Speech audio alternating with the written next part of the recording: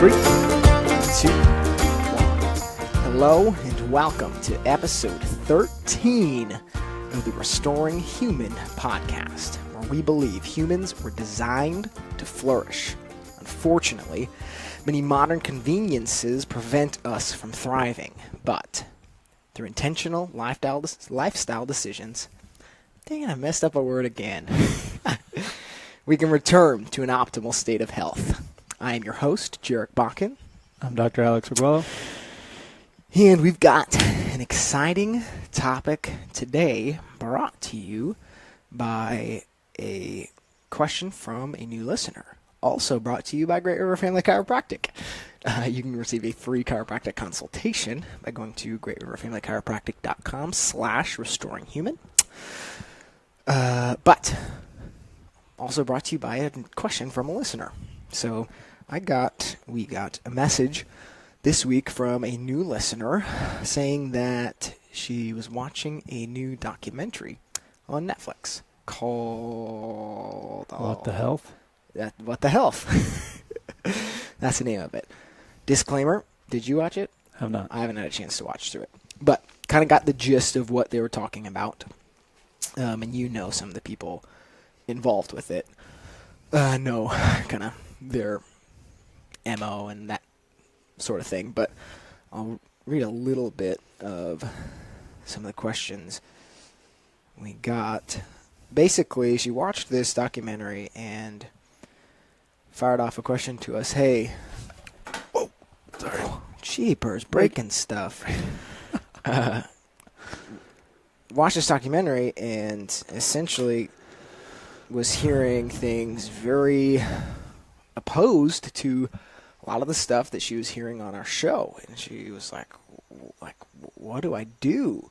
You know, some of the stuff lined up, but then basically they came to a completely different conclusion of what that means for us as humans, us as, Americans specifically, and what we do then to live a lifestyle that promotes health. Mm-hmm. And one of the big things she kind of concluded this with was, I just have no idea what I should be feeding my kids. Yeah. And that really strikes a chord with some people because I know our story, a lot of other people, it's like you kind of go through life, you can write off not making decisions for your own health, but then as soon as it's like, oh, I've got this other human life that I'm taking care of, I want to do whatever I need to do to help them thrive. Yeah. And I just want to commend that listener because dealing with a lot of people in the health realm and trying to help them with just implementation in their life of trying to get healthy, specifically from a nutritional perspective. Unfortunately, there's a lot of people who are kind of gung-ho about learning everything they can about nutrition, and like we've talked about in previous episodes, not that they know how important nutrition is for their health, but they know it has to do with the way they're going to look, the way they're going to feel. So they learn everything they can, and they're gung-ho about implementing it, and they do make a lot of changes. But then that never transfers down to the rest of their family. Sure. It doesn't transfer down to the kids specifically. They're eating, lots of vegetables and whole foods, and then their kids are eating whatever. Yeah. But yeah, I'm thankful that this listener had this question and wasn't just thinking about herself, but really the first thing she thought of was, well, how do I protect my kids, really? So we wanted to spend some time on that and address probably first the issue with the documentary and kind of the differences that we would have with those, I guess, the experts in that documentary, what they would claim, and then we'll get into more specific practical stuff on feeding our kids. Yeah, just to be upfront with it right away, for my wife and I, this is,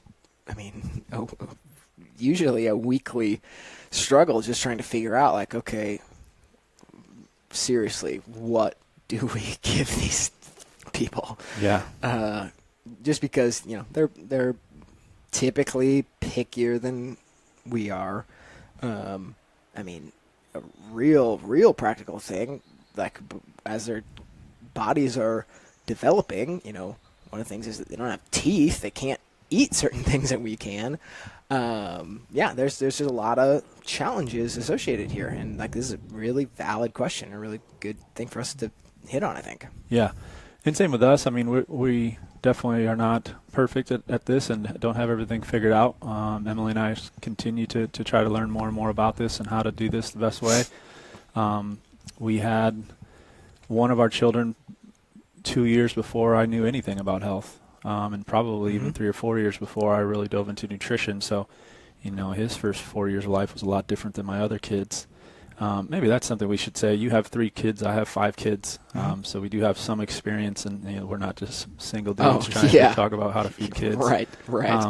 So not only have we read and dove into research on what is a healthy diet, but we've also our healthy diet for children. We've also tried this stuff, some personal experience with it.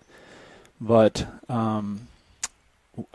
we've kind of had where we were.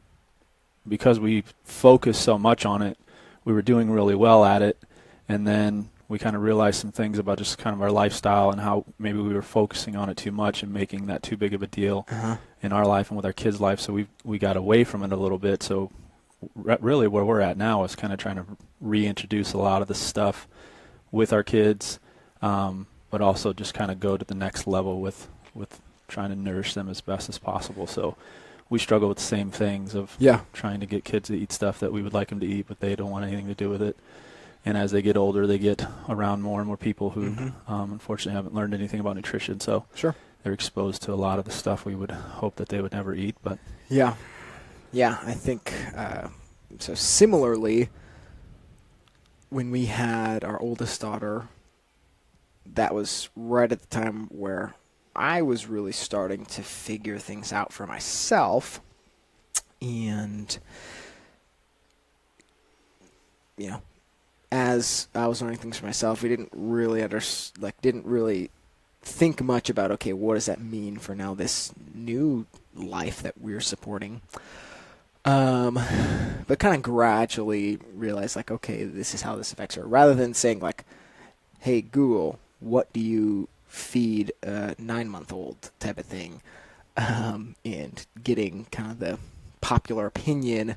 With our first sick, really didn't know how that affected raising a kid. But then with our second, definitely had a different approach, and I think now with our third, it's even more refined, and we'll get to it, but we've dealt with a certain degree of issues that we've had to address nutritionally, and again that's just refined stuff even more, but definitely a progressive thing as well. So let's get to again, haven't watched the documentary yet, so don't want to act like we know exactly what they're saying, and don't want to put words in people's mouths, but the documentary seemed to have been done by a group that would be promoting a vegan lifestyle. So their kind of claim is, of course, the standard American diet is full of lots of animal fats and damaged fats and high cholesterol food, saturated fat, heavy food, and then of course sugar and things like that. So they would like us would say that that's bad. You don't want to be eating those last few things that I mentioned there. But then their claim would be, so then the ideal diet for a human being, and that includes an elderly person, an adult, teenager, or even a child, would be avoiding animal fats altogether. So that's dairy, that's eggs, that's meat, that's even fish. You should only be eating things from plants. I believe that's the gist of so what she had to say, and then I actually had, I think I told you I had another guy Tuesday night or something text me about the exact same thing. Dude, I'm watching this show, and it sounds 1,000% opposite of everything you say.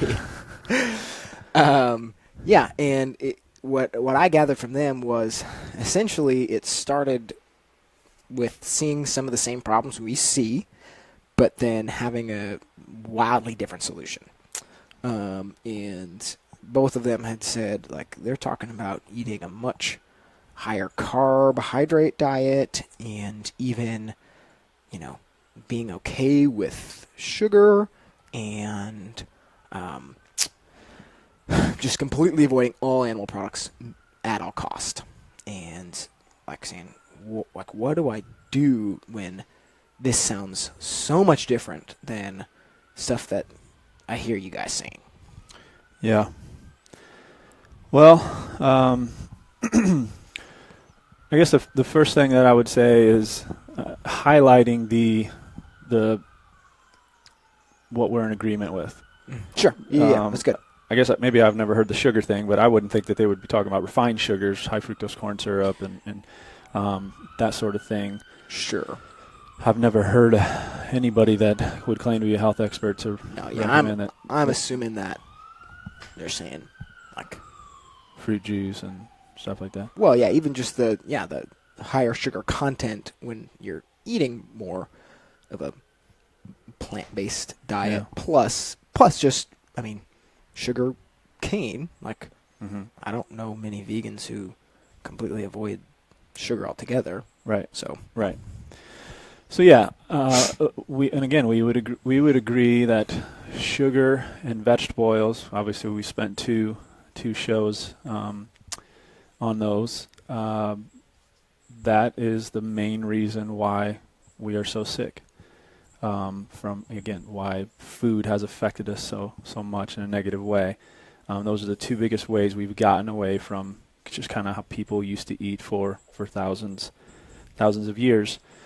And so then to kind of take it to the next level,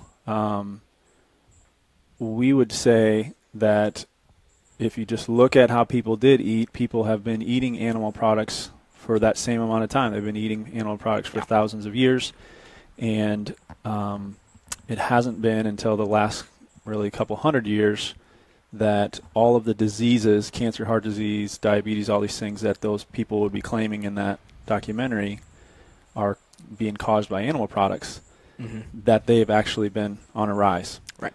So you don't have to be a research scientist to say, well, how come the people before the last couple hundred years weren't getting all these diseases when they were eating these particular foods?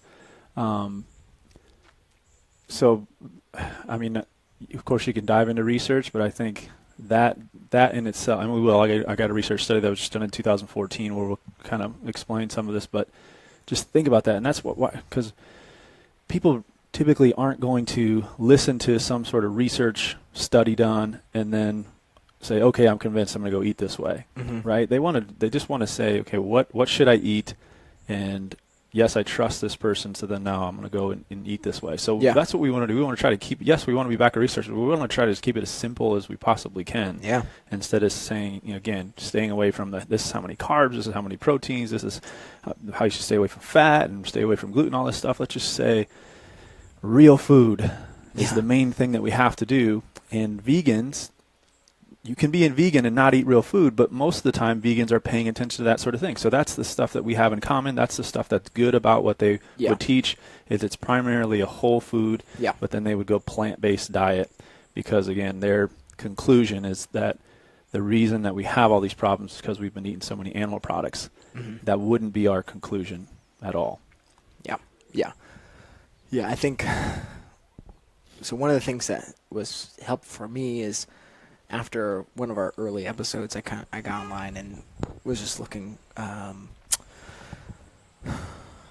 found a good couple graphs showing, they had a cutoff point of, I don't know if it was 1800s or 1900s or something, but showing kind of the leading causes of death. Prior to that, percentage based leading causes of death after kind of I think it was probably 1900 or something, and showing big percentages coming from accidents and infections and stuff that we had kind of talked about. Like, this is how most people died. You know, you like had some type of emergency, wasn't able to be, you know, your life was not able to be sustained through it. Yeah. But then that massive shift to where this heart disease and cancer and these type of things were like the majority of the graph now since, you know, about 1900 or so. And, you know, granted the massive pieces of the emergency type situations were next to nothing, but now out of nowhere, here's these things that were not a problem whatsoever previously. Right. Right. So again, if you just look at something like that, you can, Right. for what they would be claiming, you would have to prove that those people only ate plants. Sure. Right? Yeah. That they didn't eat any dairy, or they didn't eat any meat, and that's not been the case. But yeah. really, the reason why I guess the vegan community is growing is because there's some pretty famous doctors, some guys that have done some good work in helping people kind of reverse and get healthier from those problems. Yeah. By not only prescribing that sort of a nutrition plan, but of course there's other lifestyle things that they're also helping these people with. So It's not like they're letting the people do whatever they want with their health, and then they're just saying don't ever eat animal products, and then you watch these people get healthier. That's not the case. Sure. But there's people like Dean Ornish, who I think I've mentioned him on a previous podcast, Caldwell Esselstyn, John McDougall, but probably the main one is this guy named T. Colin Campbell. Because he wrote a book called The China Study. And The China Study was kind of, a lot of people call it the vegan Bible.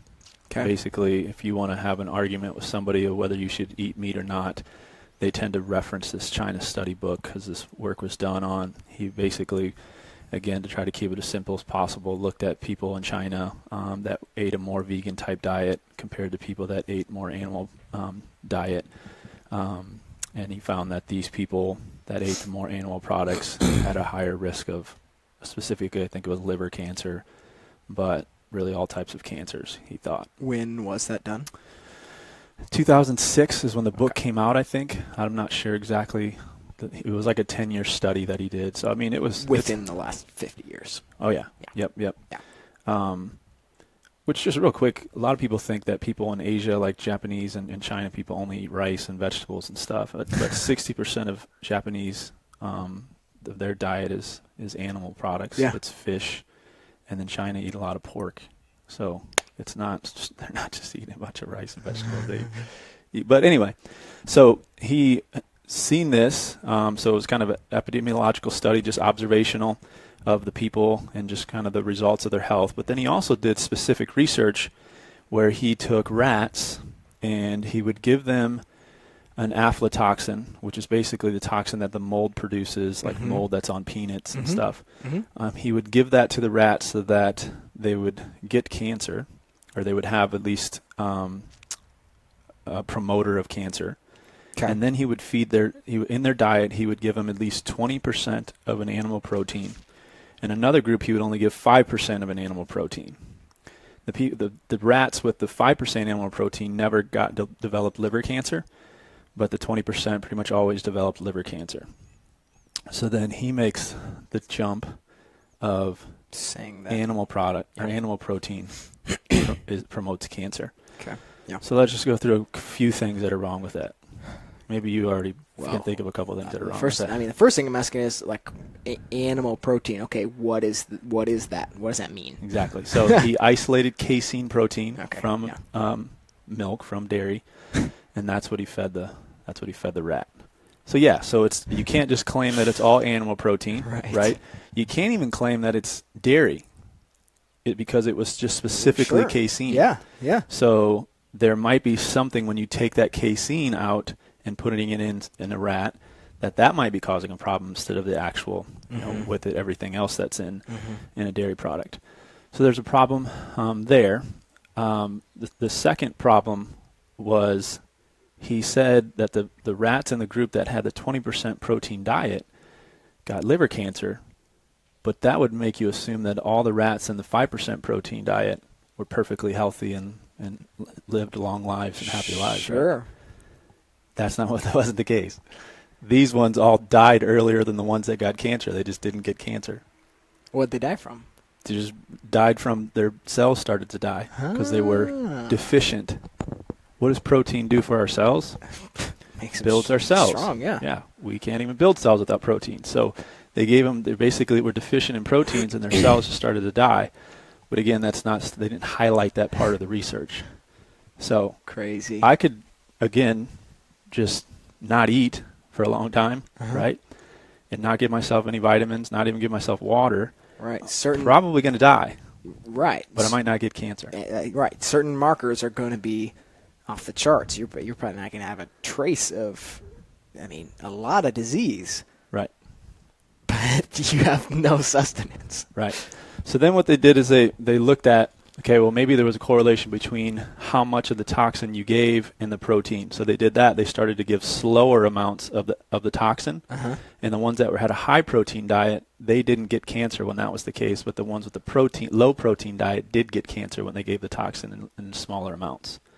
So basically it was something specific that happened. It was give this rat a ton of toxicity and then give them a bunch of just one specific protein, and then they develop liver cancer. But if you change the variables there, the same thing doesn't happen. Yeah. But since they just had that one specific situation, the claim was animal protein causes cancer. So, again, it's not one specific thing like that. You can't extrapolate that out and say this is exactly what a healthy diet is at all. Yeah. But that's just the kind of the China study. So and there's a bunch of other things wrong with it. If you want to read more on that, Weston A. Price Foundation did a whole kind of addressing that book, addressing his research and the other problems that are with it. But let's just go to in 2014, because this whole low carb or low fat thing has been a big deal, of course. And those guys that I just mentioned are all about the high carbohydrate, low fat, plant-based diet. Yep. And then, of course, you have the people that are more with the paleo diet or more with the ketogenic diet are the higher fat. So they compared the original kind of high-fat diet guy was named Dr. Atkins. Basically, he just said eat a bunch of meat. So they compared his diet to that Ornish guy, that first guy that I mentioned. And they wanted to see, okay, let's just take a group of people and feed them the low-fat diet, higher carbohydrate, and let's feed these people the low carb diet, high-fat, getting higher fats from animal products and stuff like that. So looks like approximately 80% in both groups completed the year-long study, that's pretty phenomenal. That doesn't typically happen. When people go through a study, a bunch of people drop off, but 80% of the people that started originally stuck with the program. And here's where the conclusion. This is done in the Annals of Internal Medicine, again in 2014. The low-fat or the low-carbohydrate diet that had included animal products, lost significantly more weight, which actually the low-fat people will say they will kind of agree to that. They say, yeah, if you eat less carbohydrates, you will lose more weight compared to eating a lower fat diet, but you'll also clog your arteries at the same time. That's what we were talking about with one guy at the gym that one time. But they lost significantly more weight. They had greater improvement in body composition, meaning they had more lean body mass as opposed to fat on their body, which is a high predictor of mortality. Yep. They increased their HDL, their good cholesterol levels, which those people that would say eat low fat, they would want the same thing. They improved their total cholesterol to HDL ratios. They lowered their CRP, which is a marker of inflammation. Basically, that's kind of says if you have inflammation, you're potentially going to have a degenerative disease. It's most likely you're going to have a degenerative disease. Those people lowered their CRP scores, and they improved their estimated 10-year coronary artery risk. So everything that the low-fat people would claim their diet does, the low-carbohydrate diet did instead. And it was better than their actual low-fat diet. Yeah. So again, you just look at history. People have been eating meat for a long, long, long time. You look at the China study, their main argument for eating the low-fat, high-carbohydrate, plant-based diet, and there's a bunch of problems. and then you look at the most recent research that compares them both, and low carbohydrate, higher fat animal product diet wins. Yeah. So I quickly responded to one of our questions, and I just said, point one, this is not what we see over the course of history. But then I said, point two, like, we do agree with where they're starting from. Mm-hmm. Most meat that you're going to go to Aldi, Hy-Vee, Walmart, wherever, like, the majority of it, yeah, I would say stay away from it. Yeah. However, this is kind of my second point. I understand that one of the big pushbacks against, like, higher quality meats is it's more expensive. Like, valid statement. Mm-hmm. I said, though, like, I was just kind of, after she said some of that stuff, I was just kind of thinking through, like, okay, if I were to eat vegan for a certain amount of time, I'm thinking through, like, how I would go about that, and I'm like, it doesn't have to be crazy high carbohydrate, low fat. I'm like, No. I'd be eating tons of avocados, nuts and seeds, olive oil, like coconut oil. I'd probably still maintain a pretty high fat diet. The one thing, like, I'd probably have to be intentional about getting higher plant-based proteins. Like, that's the one thing that I would probably need to pay attention to closer. But I'm like, even a vegan diet doesn't have to be, this something high fat, include sugar, that type of stuff. But Right, but so some people would say that, some people are only eating vegan because of, like animal rights stuff. Right, sure. Which sure. is totally fine. If that's you, then, we're definitely not going to try to convince you to change your beliefs on that. You just might struggle nutritionally. Right. But other people, like these doctors that we're referencing, they're saying that, yes, specifically animal products are bad, but the main reason they're bad is because, yes, they're high protein content, but also because they're full of saturated fat and they're full of cholesterol. So that Dean Ornish diet is, I believe it's 20 to 25% fat and only 7% saturated fat. Mm-hmm. So they wouldn't want you to eat, coconut oil or even avocados and stuff like that potentially could raise your cholesterol. So they would want you to stick to, kind of of course, the vegetables, beans, grains, things like that. Yeah. So, yes, you could potentially eat a higher fat diet, but you're going to have a tough time eating a higher protein diet. Right. But here's just some things that you can only get from animal products. You can only get vitamin A, which is a fat-soluble vitamin. You can only get vitamin D from a food source, from an animal product. Right. Cholesterol you can only get from animals. Vitamin B12 you can only get from animals. And then things like arachidonic acid, EPA, DHA, the essential fatty acids, you can only really get those things from animal products. You more easily absorb calcium, B6, magnesium, iron, zinc, and copper, some very important minerals there from animal products. It's very tough to make those out of plant-based products. So again, yes, you potentially could avoid a specific type of cancer if you have toxicity in you and you're eating higher protein from animal products, but you're also going to be very deficient in a lot of things. Yep.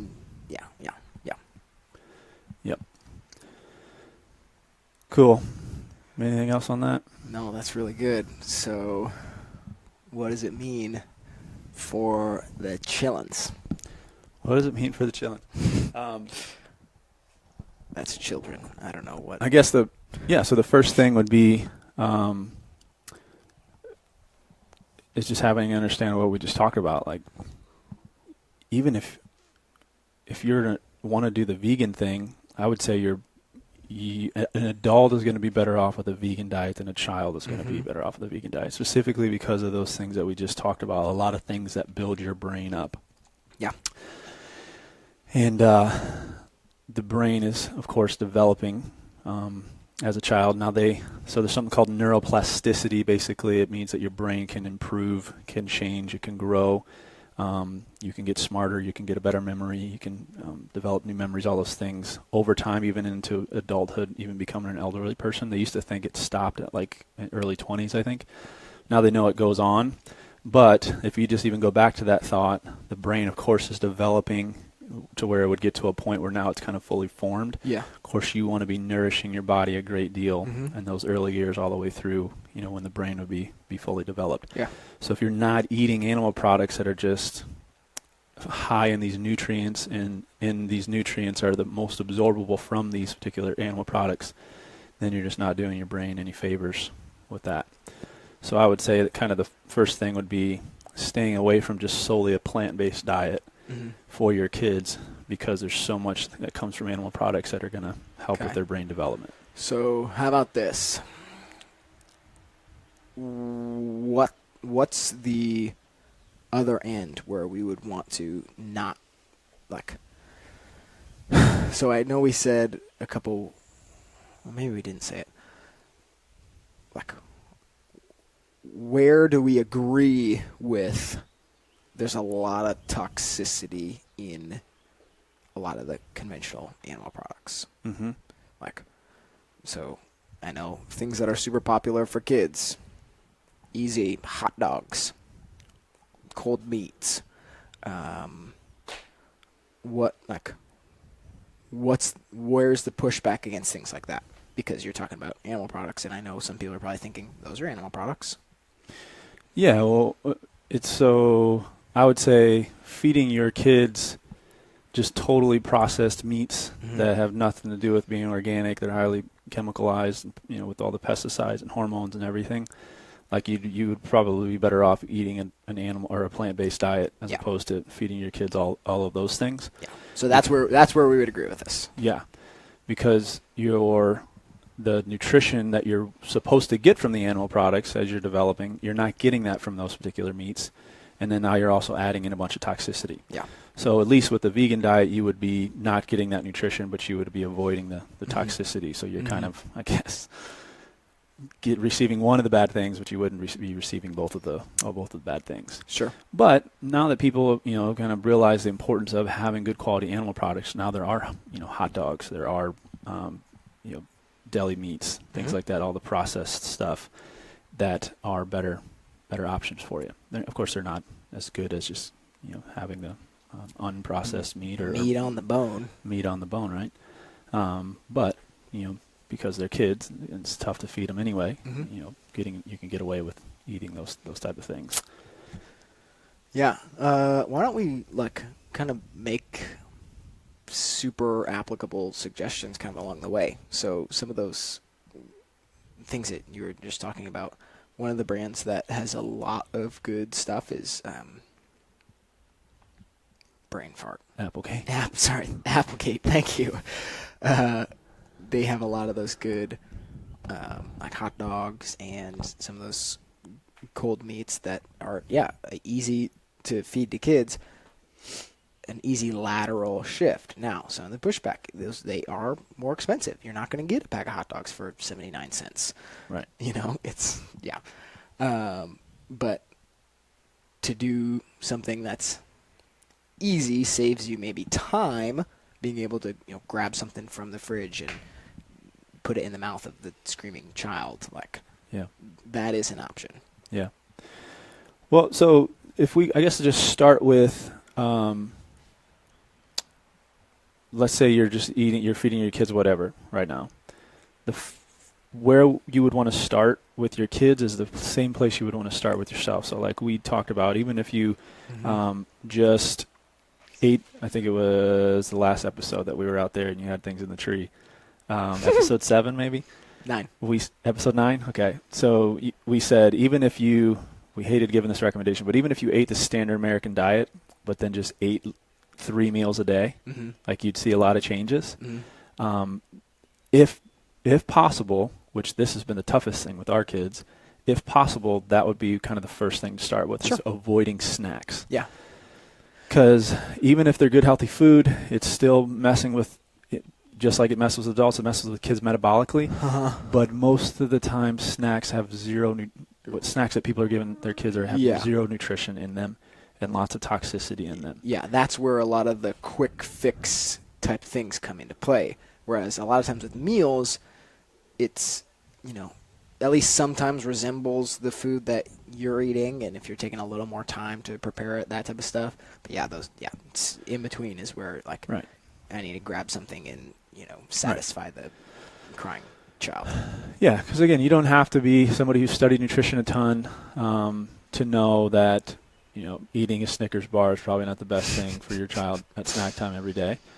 But most of the snack bars that people do give their kids are really not that much different than a Snickers bar. Yeah. Because they're full of vegetable oils, they're full of chemicals, they're full of preservatives, they're full of obviously sugar. Yeah. So yeah, that would probably, I guess, be the number one thing that I would say is if you can limit the amount of snacks that your kids are eating. Mm-hmm. If you can't do that, then of course switching over to something that's healthy, or a piece of fruit. You can get nuts, seeds, nut butters, nuts, seed butters. Yeah. Those type of things. Of course, if you can get them a vegetable, that would be the best, but that's probably not going to happen. Yeah. So, okay, how about some lateral shifts? What are some recommendations for kids snacking? Like, specifically, I guess. Yep. So that, again, depends how much time you have. So this one of the new things that we're trying to do is figure out how to get more fermented foods in our kids' diets. So Emily spent a lot of time doing some pickling and some fermenting.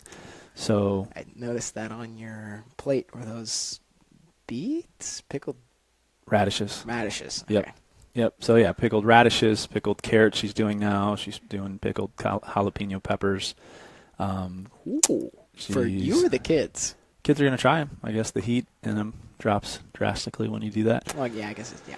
And then something called kimchi, which is a Korean fermented food, and things like sauerkraut, pickles, of course. So those would be kind of ideal snacks if you're going to have them, if you can get your kid to do that. Now I know that's pretty far jump from whatever Nutri-Grain bar. Yeah. But if you can move from a Nutri-Grain bar to a healthier bar, something that has very few ingredients, like a Lara bar. Or Lara, what do you call them? Lara. Lara. Lara. That's just going to have some dates, some nuts, and maybe something else in them. Yeah, you got to be careful with some of those. Some of them have chocolate chips and little added sugar and that kind of stuff. Right. But there are some, yeah. Yeah. Or you can, again, depending on timing and how you do in the kitchen, you can make your own of those things. It's super easy to make. You can make almond butter bars. You can make a lot of different things like that. But again, so you want to be thinking nutrition for a snack. You don't want to just be thinking, my kid wants something, so give them whatever. Right. So getting good quality fats in that snack, getting some protein in that snack, but if it's going to be carbohydrate, getting the high fiber carbohydrates that it's not just going to be absorbed into them super quick. And then of course just a piece of fruit, like I already mentioned. That's probably a good place to start. That's probably the easiest place to start for most people. Yeah. Most kids like fruit, and most of the time it's easy to grab an apple, fill up a cup with some berries. That's pretty easy to do. Yeah, and so again, something else that we're trying, just because again, as we get further and further away from our diet, and even if we are getting close to back to what people used to eat, where they didn't even eat a ton of fruit, is figuring out how to get some fat in there with the fruit. So we've been but putting like bananas, or you can put pineapple or something in some coconut oil, or even some butter. So, and then they can eat it. Yeah. And you can even put some salt or coconut sugars, xylitol, something on there to make it taste a little better. The good old classic, what do you call it, ants on a log, celery with some nut butter in the middle. The nut butter for us is a go-to. Like I'm pretty sure we have 4 different kinds of nut butters in our pantry right now, just because to get a little variety, not eating the same thing all the time, but they're totally satisfied. I grab a spoon, scoop it out, here you go. Super easy. Yep. So limiting the amount of snacks. If you are going to do some snacks, using those as opportunities to get more nutrition into your child. But then I guess the next thing would be at breakfast, lunch, dinner, that you are focusing on fats, because fats are what build the brain. The omega fatty acids, even the saturated fats. There's things in animal products that are, extremely important for the brain. So, focusing there. So in the morning, whether it's some sort of an animal product like a breakfast sausage or a breakfast bacon, something like that, those would be along the same lines as that other processed stuff, though, like the deli meats and the hot dogs and that. Sure. So it's not like you want to have that every day, Mm-hmm. but that's something that can get you some good nutrition there. Mm-hmm. But highly important to have those, organic, pasture-raised, without antibiotics and hormones and Right. things like that, which, like you mentioned, those are more expensive, of course, than just going buying Jimmy Dean sausage, but it is worth it for sure. Because you got to think about it. I mean, how much is your kid's brain worth? It's worth a lot. Right? Wow, yeah, and like some of that stuff is so cheap that it's like if you spend 10 seconds to think about, okay, like those, like the hot dogs, for example. I want to say buying an 8-pack of hot dogs at Aldi is like 79 cents. Yeah. Like, okay, just How can it be that cheap? how can you package something and ship it to a store, and like how can there be any type of profit on that if there's anything of value within that little plastic container? Yep. Like, yeah, like while comparing that stuff, like you compare that to the price of like a pack of Applegate hot dogs, or there's a few other brands. So if you're locally, Natural Grocers is legit. There's a few other brands that are maybe a little cheaper, but like, yeah, you compare it looking at just the price. You're like, wow, why would I spend like sometimes up to 10 times more for that quote unquote same product, but like it's not even close to the same. No. It's not like you're not making an apples to apples comparison. No. You're making an apples to dirt comparison. Yeah. Well, you might even better off. We'll get to that. But yeah, I mean that's important to see, because I know that again, it's the price. That's probably the toughest thing. Yeah. And so that'll just take some time. Again, just adding some good things in until you can kind of make this switch completely over is important. But you have to start seeing it that way. You can't compare it. The eggs is another thing. You can get a dozen eggs for 70 cents or whatever. And bro. a good dozen of eggs. 39 cents. 39 I saw cents. the other week. Yeah, that's crazy. Or it's going to be $4, if you get good eggs. So, Yeah. But it's not even close. Not even close to the same Yeah. level of nutrition. So eggs, though, I know a lot of kids do eggs. Yeah. Scrambled eggs, fried eggs. Like that's something that's pretty mild. Most kids will go for that. Cost comparison, like for the volume of food you're getting with the dozen eggs, that's a pretty like good option. Yeah. Yep. And eggs are important. I mean, eggs. So again, back to the whole cholesterol thing. Eggs are higher in cholesterol, so that's why people would say to avoid them. But we now know, if you listen to the last episode, that's nothing that you need to worry about. Cholesterol is a high percentage of your brain is cholesterol. Cholesterol is required to make sex hormones. Cholesterol is required to make stress hormones. So just in order for your body to function, you need cholesterol. Now your body makes cholesterol, of course, but what you're taking in your body from a nutritional standpoint doesn't really affect your cholesterol that much like they say it is. So it's not something that you have to worry about, but you need to be taking this stuff in. Eggs are high in that. They're also high in something called choline, and really it's one of the only foods that is high in choline other than organ meats, which we'll get to in a second.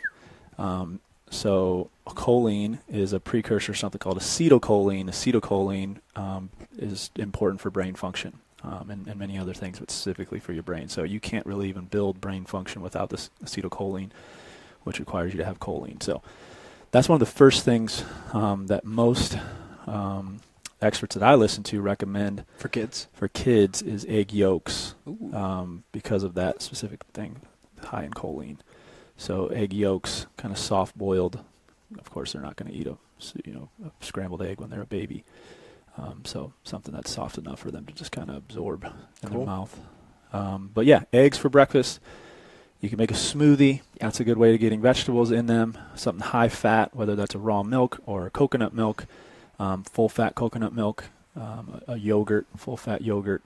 Those are all great ways of getting smoothies, or at least starting them with smoothie. Then you can throw vegetables, you can throw fruit in there. Good ways to have. Yeah, you can disguise a lot of stuff in a smoothie with, throwing some of those good quality milks in there, throwing in some berries in there, like some, even if you got to sweeten it a little more with some stevia, you can get some good stuff in there. Yeah.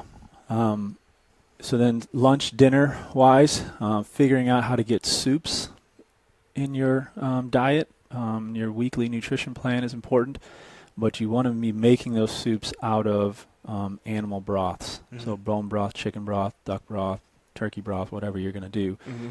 That's different than it's like a chicken stock that you'll go and buy at the store. This is actually you have a full chicken or you have meat bones, and you are making the broth yourself out of that. It's high in specific amino acids that build up our cartilage, build up our ligaments.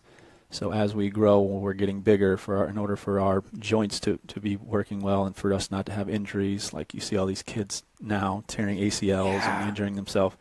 That's because their ligaments and stuff are getting weaker and weaker because they're just not being nourished well.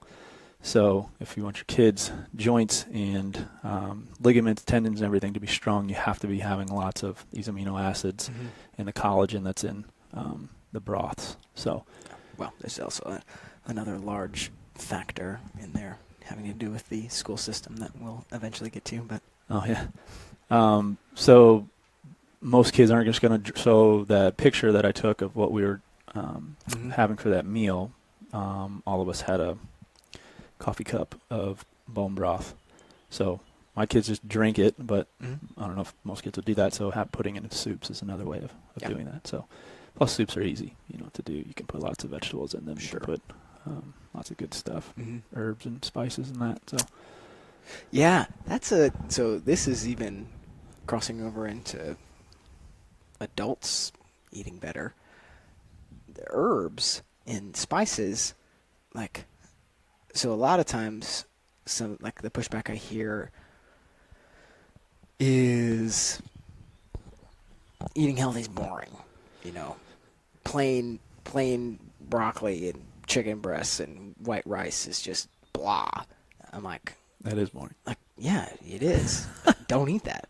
I mean, yeah, it's fine if you want to eat that, and if you like that, great. But not only can you use whole food spices to flavor things, there's a ton of stuff that we use more so for the health benefits than even the added flavor. The added flavor is the super bonus to make things taste better. But stuff like garlic and so one of the things that when you clean up your diet a lot, people are a lot lower in just kind of their overall sodium and salt intake. So adding salt to your food, when you're eating a ton of processed food that's got stuff in there that's preserving it, you don't, people are used to trying to avoid added salt, but when you don't have all that stuff, you need to add salt to your food,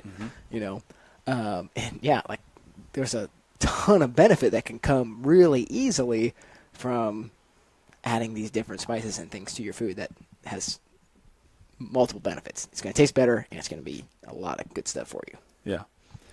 I just think about one of the smoothies that I make is, so it'll be something full fat. So it'll be half a can of full fat, so full of saturated fat coconut milk.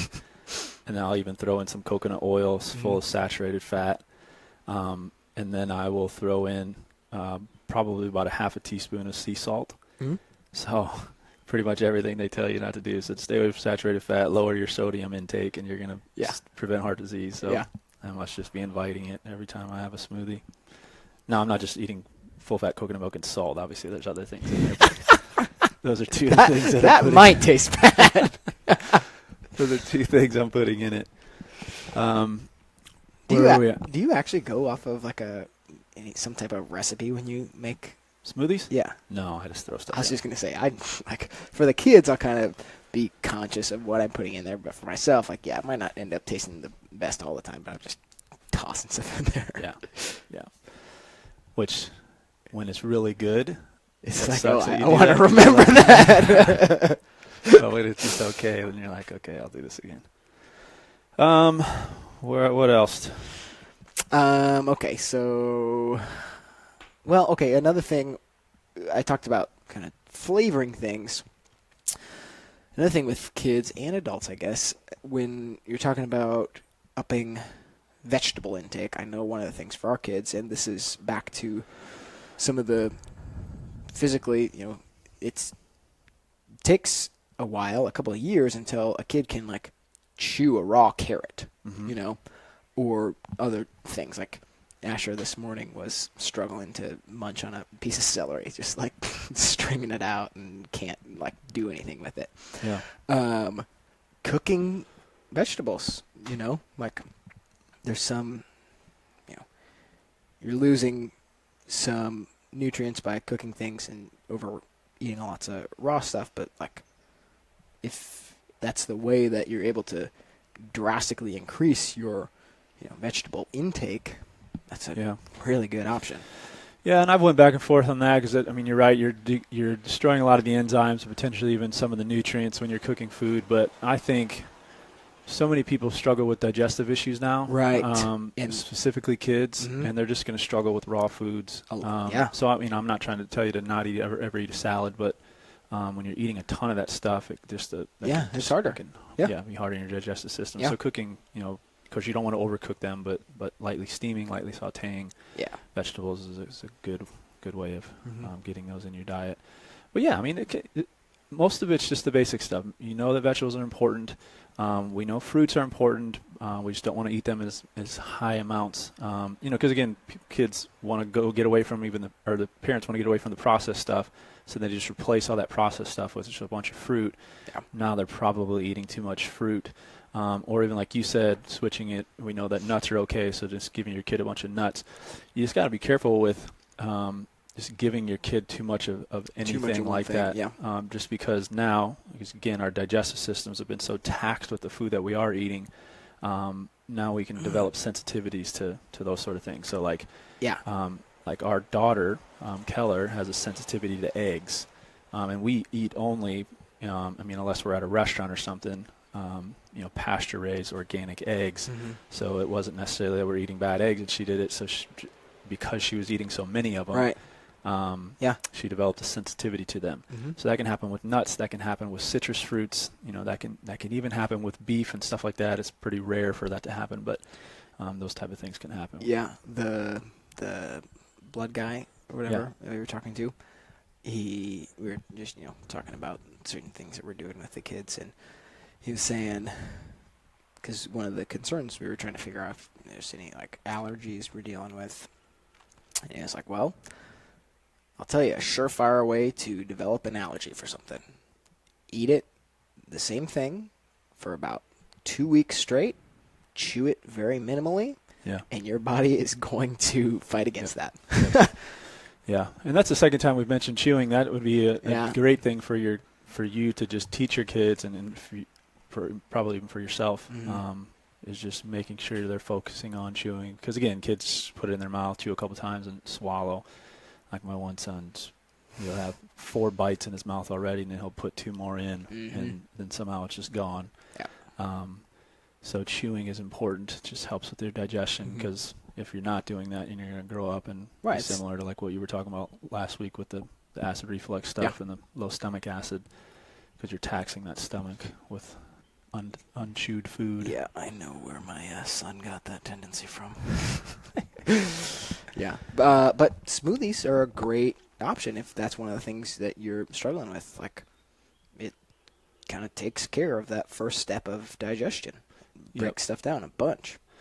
Yeah, there's even some people recommending that you would at least mimic a chewing to with your activate smoothies. The saliva and stuff. Yeah, just because your body is used to starting the whole process with chewing, so it'll stimulate the acids and enzymes and stuff to be able to break down the food. But you're right, a smoothie is going to be partially already broken down. Right. So yeah, it'll be better for the digestive system. Cool. Talk about organ meats maybe a little bit. Go for it. So this is the most highly. This is a realm where like now we're kind of surpassing our progression and getting into maybe where Alex's family is at. Well, again, where we're trying to get to mainly, this is something that's still weird for us. So when I read about these traditional cultures, primitive cultures, and what they eat, the interesting thing is, like the kids in these cultures, they throw the meats that we eat to the dogs, to the other animals, and they fight over the organ meats is what they claim. Well, a lot of it, like, so if you are given a drumstick or a chicken breast, which one tastes better? Yeah. Like, yeah. Yeah, so it's probably taste, but they just know, they just been kind of trained that if I want to be healthy and thrive and live long and, just function well, this is what I need to be eating. This is the guy that I see over there, that's the chief of our tribe. Yeah. That's what he ate, so this is what I'm going to eat. I'm not going to eat the stuff that, is going to make me all skinny and probably die early. So, organ meats are highly nutritious. So just to kind of compare, if we look at phosphorus, iron, zinc, copper, so all the important minerals, and then the B vitamins, vitamin A, C, vitamin B6, and vitamin B12. An apple, carrot, or red meat is what they're comparing here. And the only thing that is higher in any of those other foods than liver, what did I do with it? Vitamin C is higher in apple and carrots than it is in red meat. So there's pretty much zero vitamin C in red meat. But there's 27 milligrams in liver. So that's almost 4 times as much vitamin C in liver than there is in apple and carrots. Most of the other ones are at least double, sometimes 10 times. And then vitamin A, which is extremely important for brain function, there's zero vitamin A in apples. There's zero vitamin A in carrots. There's some things in carrots that can be converted into vitamin A when they get into your body, but there's not actual vitamin A in those. There's about 40 IUs of red meat. There's 53,000 IUs in liver of vitamin A. So liver is kind of where all the nutrients are stored in the body. Of course, a lot of people say, well, there's also where a bunch of toxins are stored in the body, but that's not true. Toxins are actually stored in fat tissue. The liver processes toxins and gets rid of them out of your body. So you're not necessarily taking in a ton of toxicity. You'd be taking in just as much toxicity from a muscle meat as you would from a liver. Yeah. But it's concentrated. That's where the vitamins and minerals are concentrated. But also other meats. So these people ate brain. They ate, of course, hearts. They ate spleens. They even ate the intestines, where there is still toxicity and stuff. But yeah, they just ate this stuff a ton, and they thrive. In some of these primitive cultures, they wouldn't even let. So if a man and a woman are going to get married, of course they're going to conceive, have children. They wouldn't let that happen until both of them kind of focused on their nutrition for like a year.